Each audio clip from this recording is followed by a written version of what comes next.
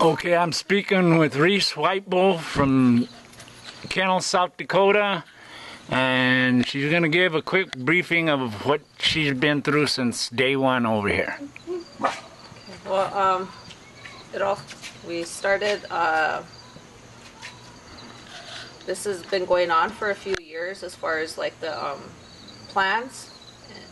The Standing Rock found out about it, the THPO officers found out about it a few years ago, and they've been actively trying over the past few years, although it's recently it started heating up. Probably around February is when we finally got a meet, but it was just a formality on the end of the Army Corps' engineers as far as getting public's opinion and where they stand. But it was just a formality on their end, just to be able to say that they consulted with us. But by then it was their plans are already set in motion that they were going to do this. So there's the meeting in February with the General of the Army Corps of Engineers. Then it came down to the next month was when by then there was more of a gathering of people down at Grand River Casino. They went down there and met with the general again. Then go that way. So that was in March that they got him to come again, and there was more of a larger gathering from Standing Rock, people of Standing Rock at that one. And they made their decision about 5 weeks ago that they were gonna go ahead with their plans, and they issued a 24 or 48-hour notice first for Lake Sakakawea at 3 affiliated, and it was like it hit over here that they thought it was a 48-hour notice here, and it was a scramble here. Then we found out that it was for 3 affiliated up at Lake Sakakawea, the crossing that would go over there. So we tried to calm down from that, and then a few days later was when we actually got our notice here. A couple days later, that we got a 48-hour notice that they're going to begin drilling, and that they're going to begin their construction phase here on just north of Standing Rock, less than a mile away from the border. So that's when efforts start really vamping up. The day one, as far as the notice to when the day one hit, there was only a handful of us that were actually up at the blockade. The Sacred Stone Camp was established in April, and there's been people there every day on that end, as far as that's a prayer camp. So they've been there since April, and there's been a gathering of people there. As far as the front lines on the day one, there's maybe about 10 to 15 of us tops that were there and actively trying to stop them, and then a little more people came.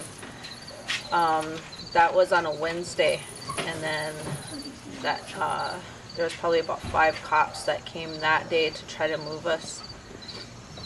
We blockaded their first proposed route, and then they tried to come in through the Cannonball Ranch, their gate, and then we blockaded their gate right there. And so there was 2 sites that were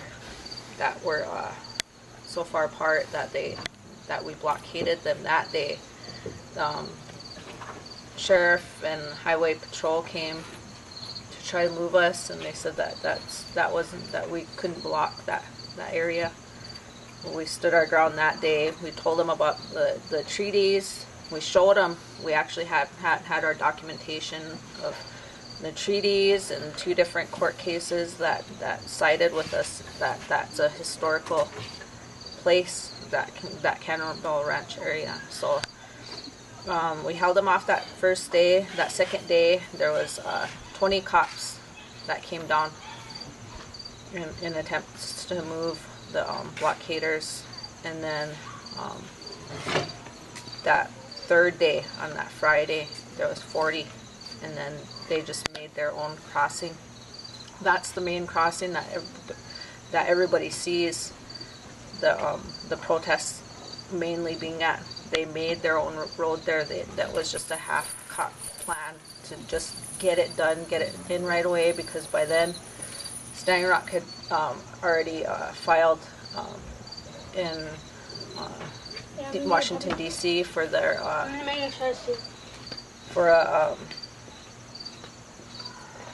filed against the company a restraining order, and their aggressiveness in trying to get it done right away is so that they have it laid already. They want it to be in the ground by the time that it goes into court. That way that judge can only award damages, and that he's not going to tell them to take it out. So they've been being real aggressive to try to get it in there right away. And even when that next Monday was when we crossed the fence line and shut down that site, they went into negotiations with the tribe to try to get the protesters to stop. Or not even protesters, we're protectors. We're reconfirming that because we are unarmed. There's no guns there. We're just going there with our prayers. Any reports of bombs, pipe bombs, they're mishearing what we're saying. We're saying we have pipes. That's the only. We don't. Every video, you can look at it. Every video, and we are unarmed. We're not there. In violence and any disruptions that you see, as far as like what happened a couple days ago, these are unarmed people against. That security brought in dogs. On the first day, they were armed. That security, they were armed. That same security, they were armed, all of them. And we told them that day, I said, we don't have guns. None of us have guns. Otherwise, you would see that that would be every reason for them to bring in National Guard and whatnot. But we're reconfirming, we're making sure that it's stated. You can look through every video of every hand of every person, and it's well documented. You can look at every video of all the marches and videos of inside the camp. You can look at every hand. None of us have guns. None of us. We're peaceful, and we have a right to be there. We have our right to protest, and we have a right to stand there, and it's non-violent direct action. And we have our rights, and it's the same thing going on in Iowa right now, and the protests going on in down in Texas. They joined in there too. There's movements going on across not only the country here, but in France and other countries are standing behind us, and it's not just us. This is a movement that we the people are done with the fossil fuel industry, and we're making our stand now, and we have our right to be heard now, and we're joining with our Native brothers and sisters.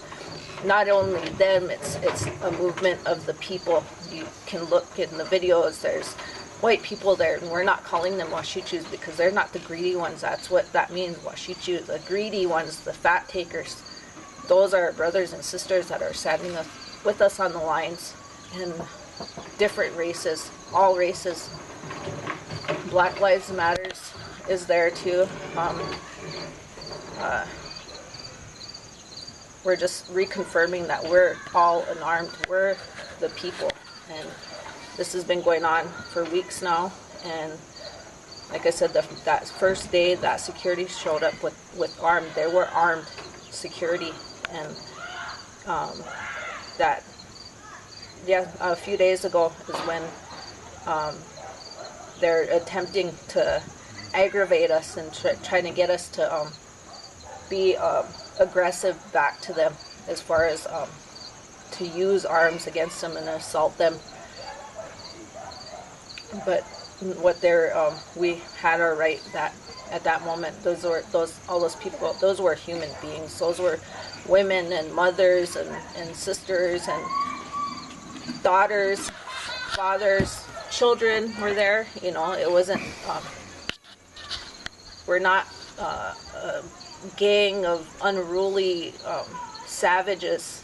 We're human beings, and that's their right. And that what happened that day was a desecration of sacred sites, mounds, effigies, cairns, and stone circles. That company came in and literally wiped. We don't even, like, as far as us, the people, we don't even know what we just lost.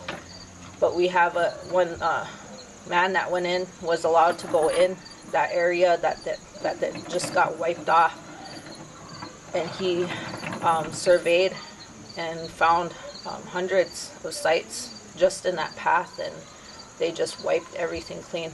And that's, again, those are attempts to get us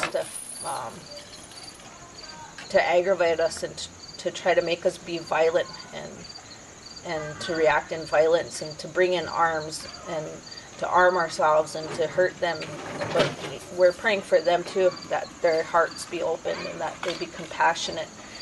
All those security guards, we pray for them, and we pray for the highway patrol, the sheriff's department. We pray for the governor. We're praying for everybody that day, and especially that judge who's going to be making his decision on Friday, that he'll have compassion, that he'll look at all the facts, and he'll see us as human beings and not just a population or just a number on a paper. We're human beings. Those are mothers that are at the front lines protecting their children, and that's their divine right, their God-given right to protect their children. And that's why I'm on the front line, is that I have children. I have 5 beautiful children, and every day I go to turn on my water to make my coffee, to run their bath. I worry about, there's a feeling of limbo that I've never felt before, that it hurts to turn that water on, and I don't know if I'm going to help. It feels like there's an expiration date on that, and I've never felt that in my life, and it's scary. And if I could bear the brunt, being on the front line, I'll face 20 highway patrol, I'll face 40, I'll face 100, I'll face an army just to have a chance to bear that brunt for my children, that they don't have to worry about a life without water. And we see this on the news, Flint, Michigan, all these territories up in Canada and down in Yellowstone right now, people aren't able to use something that's been there our entire existence, the most basic necessity of life, and that's water. And we can't function without water. And I'll take that for my kids. And that's the same feeling that every mother, those are mothers on that line, those are fathers on that line, those are our brothers, our sisters. We will take that for our children, for our future, for everyone's future, not just our own, but every nation downstream from us. This is our stand, and we'll make that stand for everyone, that we have that right to have water. It's not a Standing Rock issue. It's not a Native issue. Everyone needs water. Every living being needs that water.